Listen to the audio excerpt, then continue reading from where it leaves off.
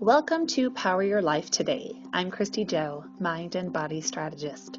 Today, you are listening to one of the episodes in the series, Surviving Then and Now, presenting the world with more understanding, insight, and tools to prevent suicide. I lost my oldest brother in 2012 to suicide through a series of unfortunate events that happened very quickly. I miss him terribly and am reminded of his absence often. Since that time, I have wanted to understand more of the psychology and emotions that can lead into this state of mind. Today, I'm talking with Johnny Freeman, who is a survivor of 3 suicide attempts.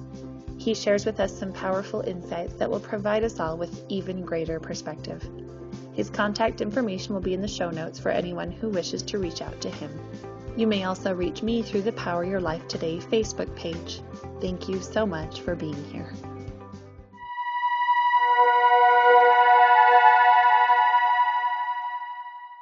It's been 16 years since I've seen my family, and I've had to live by a phrase of, if the branch of the tree is killing it, you have to cut it off. Growing up, I used to think that I was close to my family, but as I got older, I saw things that were not good. I grew up very abused. And as I got older and when I got into high school, I grew up very neglected. My own parents didn't even come to my graduation. So there's that. That's kind of the tip of the iceberg. Did you have siblings? I do. I have an older brother. All my siblings are half brothers and sisters. Okay. I have an older brother that I didn't know I had until I was 12, and 2 younger brothers and a younger sister. After, I'm LDS and I served my mission. And right after I served my mission, coming back home, it was just not a healthy situation. Not that I'm being judgmental or anything. It's just, I just saw that it wasn't good for me to be around my family. So I had to move to Idaho. And, since then I've kind of moved around. I haven't kept in contact with them. I've tried, but you can only do so much. Yeah. Well, and it's interesting how many people have unique family dynamics out there. And so what you're telling us is that you realized it wasn't good, it wasn't healthy for you, and the best thing for you to do was kind of go on, create your own life. So how much of your family background kind of ties into what we're discussing today and how, you reached a point in your life that was pretty low? I would say a lot of it has to do with my family. I'm in my 40s. I've never been married. A lot of it, I guess, just because of, I don't know. I wouldn't say it's low self-esteem. I guess it's just always trying to fit in, find out where I belong. The 3 attempts I had, the last one was 13 years ago. The one before that was 2 years before, and then 1 year before that last one. So they happened kind of close together. Okay. Yeah. I tried to overdose on a whole bunch of stuff. Yeah. Yeah. Oh, that third time, it was kind of funny just because of I'm sitting in the emergency room and the nurses are kind of looking at me, and I know what's coming, but I'm sitting there kind of laughing, and they're all looking at me and says, "Wow, he's taking this well," because they have to pump you. Yeah. Oh, and it's not the best. Oh my gosh, it is not the best feeling in the world. So they're pumping. Were all 3 times? Did you try to overdose? Was that with each time? Yeah, all 3 times. Yeah. Yeah, So, like I said, the nurses are kind of looking at me going, "He's taking it well." Yeah. Well, I'm curious, and I don't know if we'll end up keeping this in the recording or not, but just for my own curiosity. So given the experience, since you gave yourself 3 different times, did you reflect on the dosage amount of the previous time in making your decision of how you would do it? And if, I guess that's the first question. Yeah, no. What I was hoping for is all the stuff that I took was pretty much make me sleepy, make me drowsy, and then do enough damage to my heart where I wouldn't wake up. I didn't really consider dosage or anything. I just knew that I know this is pretty much going to do me in. Okay. And yeah. Do you think there was a part of you that did want to live, which would be why maybe you didn't do any more research into making it absolutely impossible to come back? Yeah. You know, the first two times I actually thought it was impossible to come back. The third Hmm. time, I was actually hoping I wouldn't give in to living. Hmm. Um, you know, but I don't know. There was just a voice inside of me saying, don't do this. And you know, I'm going to be 100% honest. There's a big part of me that did not want to call, because I was the one who called 911. You know, Okay. I was home alone. Okay. Yeah, there's a huge part of me that did not want to make that call. Yeah, I didn't want to overcome it. I didn't want to go to the hospital. I just wanted. I think there comes a lot. And, you know, for a lot of people who try this, people will say what they say about why we do this. You know, why we attempt. Hmm. I think a lot of people who attempt suicide, more than most, it's not about depression. That's one of the things that gets me a lot. Uh, I think a lot of people who are suicidal, you know, I even think that part right there, suicidal, Yeah. is miscategorized. It's misused. You know, it's overused on people who, because I think a lot of people who attempt to take their lives, it's not about hating who they are. Some of it is, you know, because I know I felt I didn't fit in. I think a lot of it has to do with it. There's just it's just too much. They can't take it anymore. There's a pain in them that is so strong that it overpowers, you know, the life that's in them. Hmm. So it's pain, and it's not knowing what to do with that pain, not being able to live with Yeah, that it's pain anymore. it's pain. It's just that you can't get rid of, and sometimes it's physical, and most of the time it's emotional. Kurt Cobain himself, you know, a lot of people look at his life, you know how he why he committed suicide. You know, a lot of it has to do with what he was going on with the physical pain. Hmm. Elvis Presley, suicide. You know, um, because I think a lot of the fame that went to, you know, for him, you know, it was just something he couldn't handle. He couldn't deal with anymore. A lot of these people, I think, who commit suicide, I think, for the most part, the support system, the circles that they have, kind of falls apart, and they feel like they just, you know, they lost everything.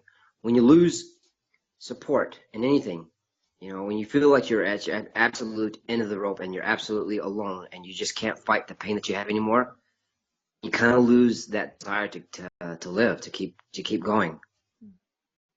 What was the biggest pain you were personally dealing with, and is that still around? Yeah, you know, I'm going to be honest with you. That pain actually still is around. Um, Here's something I fight a lot. You know, there's still days where I just I struggle. You know, I'm you know, for me, my life hasn't really, as far as close circles go, it hasn't changed. I don't, you know, I don't have family. I don't have a lot of close friends. Um, you know, I go home and that's pretty much it. And you know, and a lot of it that, you know, is me, but a lot of it also is also just because I think, for me personally, you know, I am unfortunately the outgoing guy, the guy who's there for everybody. And there are just sometimes though I wish I could talk to someone and just have that person be there close, someone who actually knows me. Right. You know, so that's a pain that I have to deal with daily. Yeah. Well, I You remember know, hearing, from a lot of the big, mental discipline mentors out there, like Tony Robbins and Robin Sharma and such. They say that a person, the human need to be cared for, to feel significant, that's really our greatest desire. And so if that's perhaps lacking in our lives, that is pain. In essence, that is pain. And so, for anybody who's listening to this and nodding their head saying, I'm in that space, dude, like totally, I get you. I mean, how have you yeah. coped with this? You say it's around still, so how do you keep going? How do you keep kicking? You know, it is. You know, I have to agree with Tony Robbins. You know, and I think, and especially today in today's age, it makes it so much harder. It breaks my heart to see kids are being bullied, to know that suicide is on the rise, because, you know, the thing is that we have all these things that connect us even more. You know, we have Snapchat, we have Instagram, we have Facebook. Hmm. You know, we have all these ways to instantly connect with each other, yet we don't connect in the way that we're supposed to.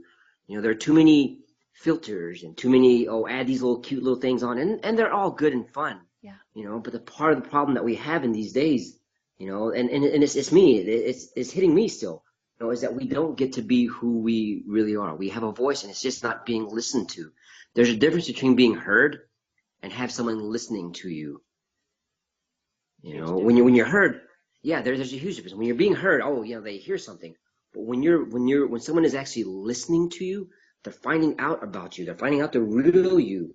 I mean, that's the problem that so many people face these days, and with that comes such a huge pain, whether, and I'm not trying to be political or trying to, or throw any kind of cause out there, but, there are people who out there who are, if they're gay, then they're trying to say, okay, what do I do with this? Or if I'm this way, if I'm the goofball, if I'm the nerd, if I'm the shy person, if I'm, whatever they are, there's a part of them that is, there's a huge part of them that nobody is listening to.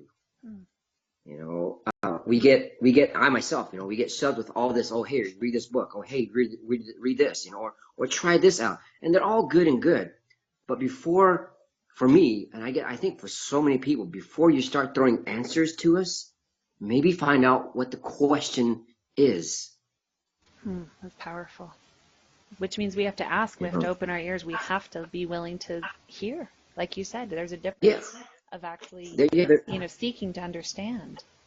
And that's hard. And so if, let's say you're in a bad family situation, or people just around you are toxic and you don't feel like you make friends easily.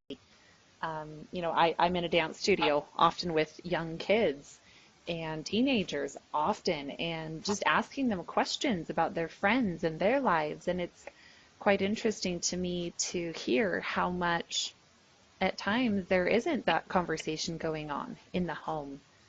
How else are we supposed to find those people to confide in? I think that's what podcasts can be helpful for, but I don't know. What other thoughts do you have? Like, as far as being heard, how do you make yourself heard? You have to have someone willing to share that with you, don't you? Yeah. It's one of the things I've noticed that for myself, especially with teenagers. I have a place for kids and teenagers. The one thing that I think so many people lack, and I guess I'm going back to the media, that is not being instilled in us, is genuine.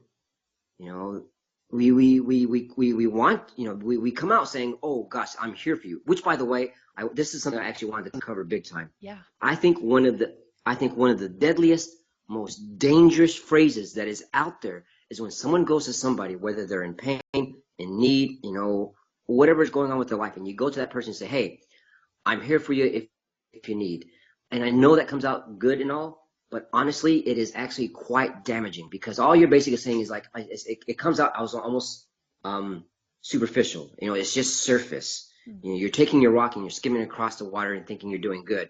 But when people really need is to, instead of skipping the rock, is to take that rock and drop it. It's just to let it drop. If you want to get to a subject, if you want to get to the bottom, you don't do anything. A rock that is thrown goes across the water, but a rock that is dropped goes all the way to the bottom. It doesn't do anything. It doesn't make a motion. It doesn't do anything. It just lets gravity take its course. And then once it hits its bottom, then it's able to see what's really going on. And people are tired of having rocks skipped at them. They want just to have it drop, just for you to sit there and not do anything. They want to see you there. They don't want to hear that you're there. They want to see you there. They want to see you across from them, sitting there, willing to just listen, not judge, not answer, just be there. People are so afraid to be themselves today. They can't do this without being judged. They can't turn left. They can't turn right. They can't even go straight.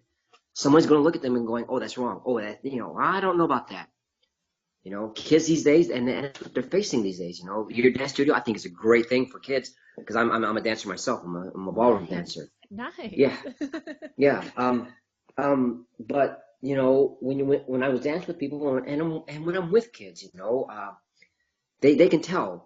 Kids can tell these days when you're genuine or not. Oh yeah. They do, especially for people, kids who have gone through a lot. Their awareness becomes a much higher. They can sense fakeness, and And I'm going to be honest with you, and what makes it even harder is that when you come at them real, they're going to be kind of scared of that because they're thinking, whoa, this is real. I don't know what to do with this. This person's actually listening. What do I do? What do I do? I have to be even more genuine. Yeah. Wow. Well, the thing is you have to find that comfort zone. You have to take each person. Each person is unique. Each person is an individual. You can't go at them with a just, a generalization. You know, that's what kids want these days. That's what anybody who's hurting. They want to be unique. Yeah. They don't want to be clumped in something. They don't want to be thrown in a group. And again, I'm going back to, they don't want this book thrown at them going, oh, this is how you can cure this. No, they want to be unique. They want that pain, whatever's going on, to be validated. Well, and I think that's an important message that we understand is, and that was one of my biggest concerns in even doing this series and talking to amazing people like you is, I don't want to feel like we're just saying there's one answer. Are you kidding me? No, this is a very complex individual thing. It just happens to either end in success or failed attempts. And so for each person listening to this, whether they are dealing with it individually or whether they are in the circle of somebody dealing with it, I think we have to learn how to think critically and how to assess every single individual situation. You brought up some powerful principles. Number one, really listening to people. We need to make people feel heard. We need to have more true connection. Social media, text messaging, even Snapchats and Instagram stories, like it's close, but it's nothing. It's no replacement for the real thing. And there's so much science that goes into this, what a 20-second hug can release the oxytocin in your brain. There's power behind being human and each of us having that connection. So you brought up some of the messages you felt like needed to be changed about suicide, which I appreciated you talking about how, everyone kind of gets grouped into this one big suicidal category, but instead it's, no, we need to be heard and important and significant and unique in our own individual story. But do you have any other thoughts on what other messages? Are there any that need to be changed? I think, yeah. Oh, yeah. I think, really, like I said, going back to one of the things that I hate, even when I'm having my off days, gosh, it tears me apart when people just look at me and says, "Oh, you're just depressed." No, I'm not depressed. I'm hurting. Yeah. I'm wanting to be heard.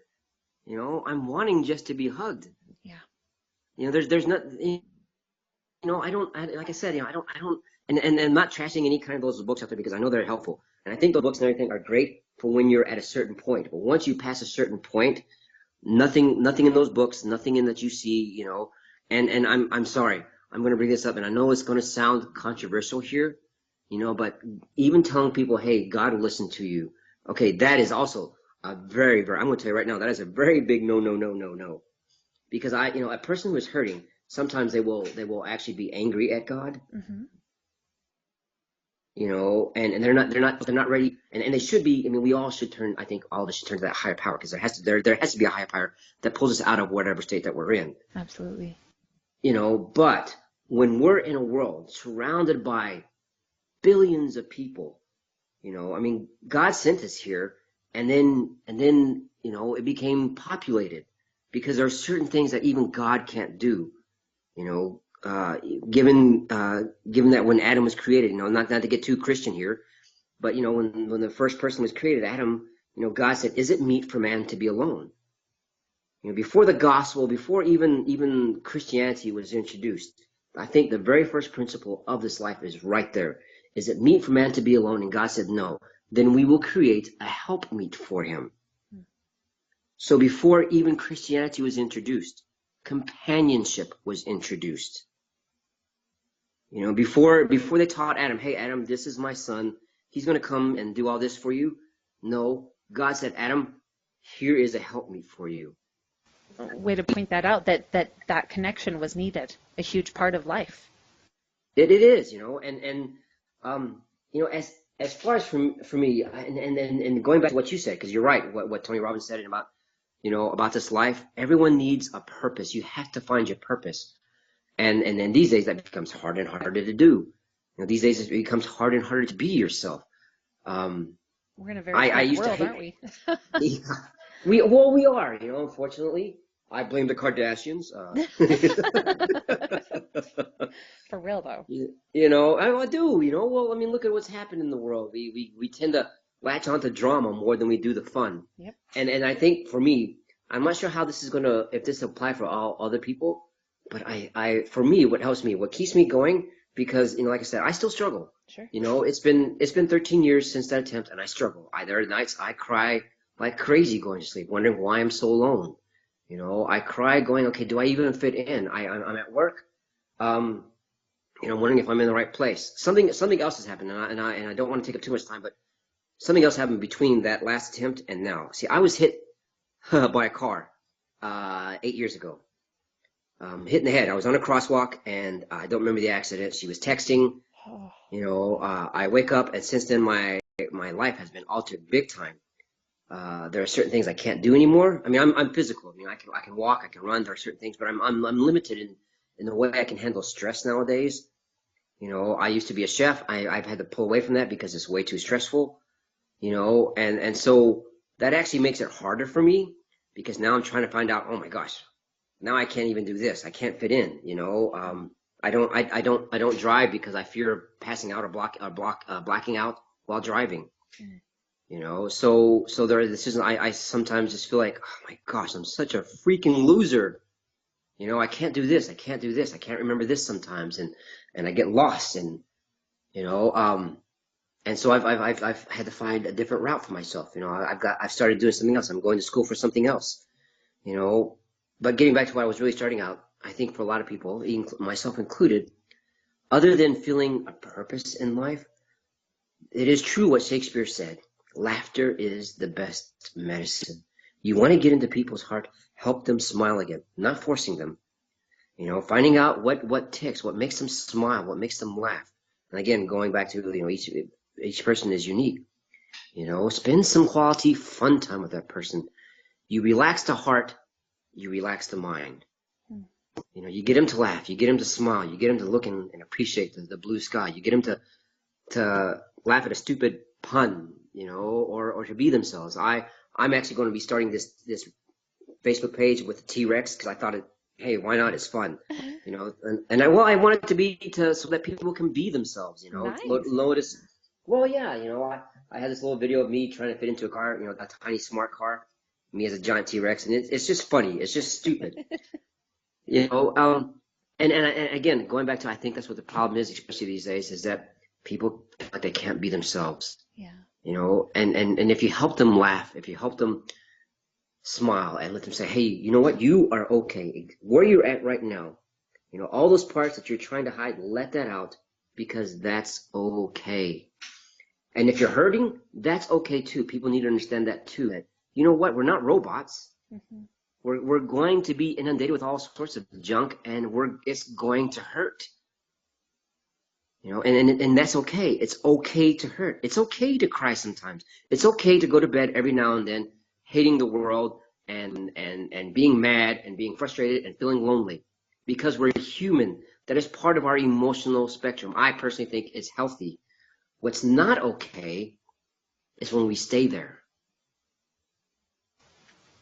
That's where we tell spin down. That's where every thought continues to compound, and that's where we end up in that place where, I don't know, you tell me, or what are the thoughts that, what I've heard from other people is that the world will be a better place without you, or what kind of, where is the last thoughts that you have?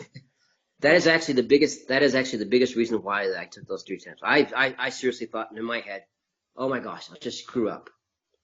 And I thought, I'm a burden to people, and whatever pain is going on at that time, was going on at that time, I just thought it'd be better for everybody that if I just wasn't here. I actually thought I was doing the world a favor. And I think that's what's interesting, is that's the common myth, is that people think or say suicide is a selfish act because you don't think about the people you're hurting. And what I'm hearing from the mouth of you, as well as many other people, is it's opposite. You actually think you are serving. So I think that myth needs to get debunked immediately. And I think we've heard that a few times now. Everybody listening to this podcast, we've got to change the way we think about this.